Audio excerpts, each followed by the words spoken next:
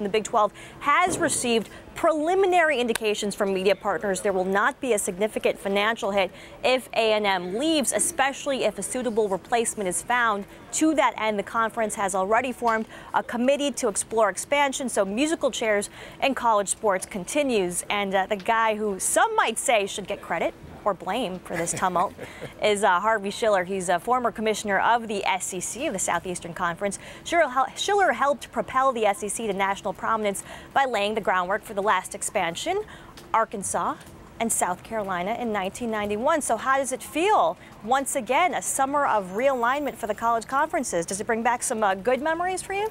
Well, I think someone once said the revolution only tells you something that already took place.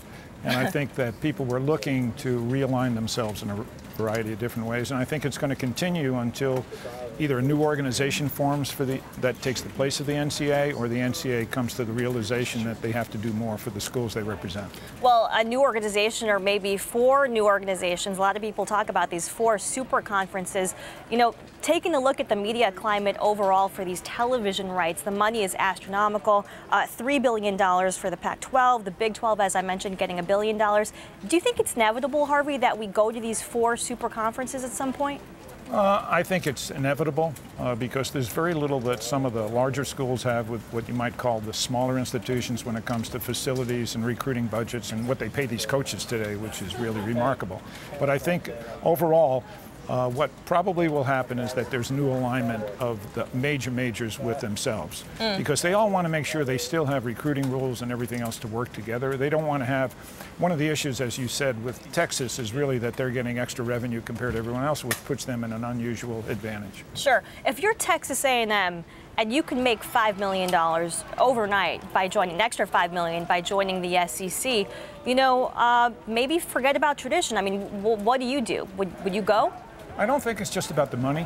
I think it's a lot about alignment and where they see themselves. They're recruiting heavily against Texas now, and Texas has this new network that they're putting forward. I think it's all about their availability to get the best athletes.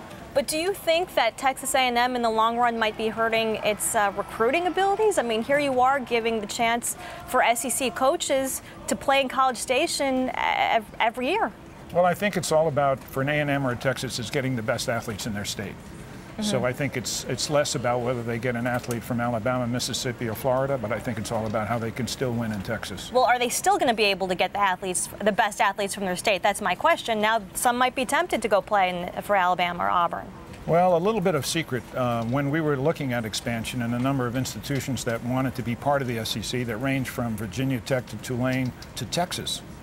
And Texas was very, very interested in coming in, but the state legislature at the time, and this is going back almost 20 years now, said that you had to take both A&M and Texas.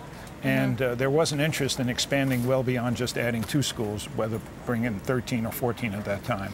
And yes or no, quick question here. If you're the Big East or the ACC, are you worried?